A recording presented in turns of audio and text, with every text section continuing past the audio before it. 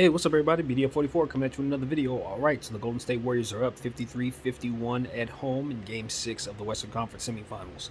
And, well, Clay's found it from behind the arc. He's definitely splashing all over the place. Kevon Looney is killing it on the glass with the minutes he's been given. He had a 10 rebounds dang near in the first quarter, I think it was. Steph Curry is lively. He's definitely doing what he's got to do, but he and Dylan Brooks kind of going at it. Looked like Dylan Brooks might have been in his head a little bit. A lot of turnovers for the Golden State Warriors, 11 of them to be exact.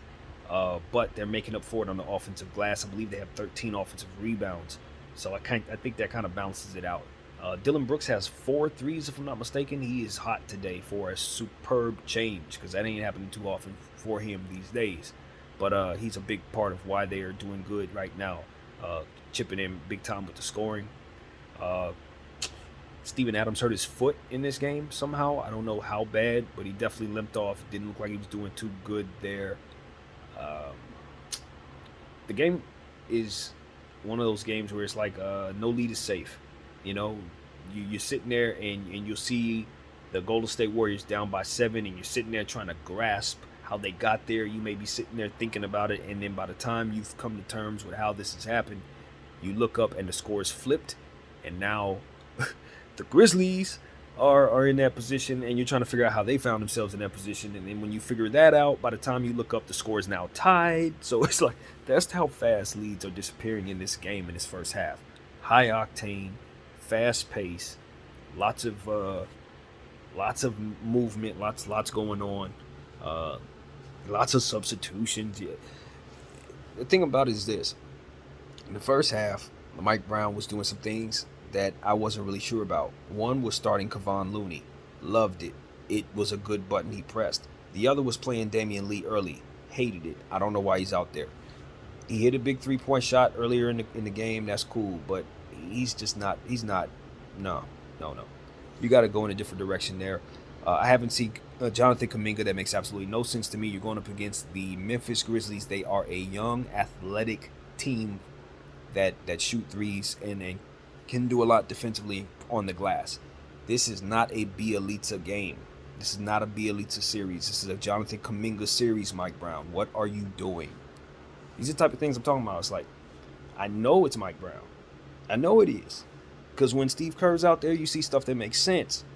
But when he's out there, you got rotations and you're like, what are you doing, man? What is this? What are we looking at? And I found myself saying that quite a bit. But Steph Curry, Klay Thompson ultimately kept it going. They didn't let you think about that for too long because they ended up taking the lead. And of course, he set Damian Lee down, and things got better from there. I'm not saying Damian's a bad player, but I'm just saying it's the come on, it's the Western Conference semifinals. It's a closeout game at home. You just got blown out to hell. This is not the time to be playing the lesser guys, man. And then, oh my God, I almost forgot to tell y'all. This man, Mike Brown, used the only coach challenge with 4 minutes left to go in the second quarter on a charge for Damian Lee. Damian Lee was called for the blocking foul. They were trying to challenge to see if it was a charge. Damian Lee wasn't nowhere near playing it. It wasn't even close. This is, once again, if I have to reiterate this for y'all, I'm sure I don't. It's more so for Mike. The Western Conference semifinals, Game 6, and you are up. You have a chance to close this team out. You only get one coach's challenge. Why in the hell are you using it on your worst player, bro? Sacramento, you guys, I really feel for you. I feel for you because I know y'all endured so much, and it's only going to get worse. So, that's all I got to say about that. They hired him, if anybody's wondering what that was about. The Sacramento Kings will have Mike Brown as their head coach next season. And they will be dealing with all that I'm talking about here. All of this, all that.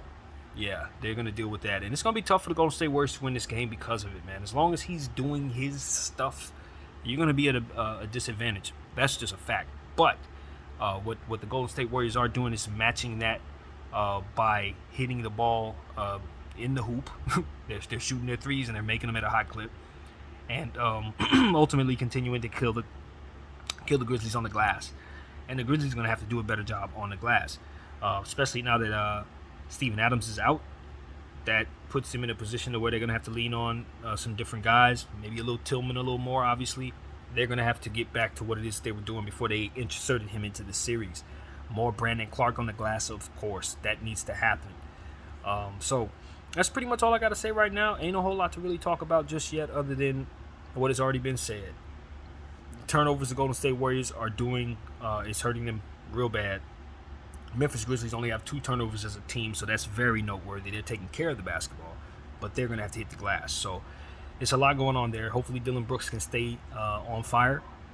I didn't mention Desmond Bane's name because I didn't check the stats, and he really didn't stand out for me. Every time I saw him, he wasn't really hitting too many shots, but I think he got a 3 or 2, so I'm pretty sure he's going to be looking to be aggressive in the second half. Jaren Jackson's 0 for 3 last I checked from behind the arc. I don't know really what to say about that. I know he was 0 for 7 in another game, I think it was 2 games ago when he shot the last one, he bricked it. I just am not a fan of him shooting random 3-point shots. He can hit the shot, but in a game like this, is every possession matters, man. You can't afford to just taking anything and everything. You got to make sure they count. So I'm going to be looking to see who takes care of the basketball in the second half. You know, the Memphis Grizzlies must continue to take care of it. They cannot start turning the ball over. And the Golden State Warriors, you know, when are you guys going to stop turning the ball over? A lot of these turnovers you're having are not forced. They're mental mistakes. They're distracted mistakes. The type of turnovers you make when somebody is getting in your head and getting to you. So I'm looking for the Golden State Warriors to get that together. And, you know, it's rough, man. Steve Kerr, I feel for you, man. I feel for you. I know you're watching this team just dreadful, just going crazy because you know for a fact they're not doing the stuff you would have them do. So it just is what it is, man. I'm sorry for the Golden State Warrior fans. But they are up, so maybe they have a chance to close this out. Maybe they'll actually do it. But my faith in them is low because of some of the stuff that I've seen this first half. They are working not only against the other team, but also against the coaches and his decisions. And this is not the time to be having those issues. So it is what it is. My name is BDF44. I'll get back to you guys at the end of this one, and I'm out.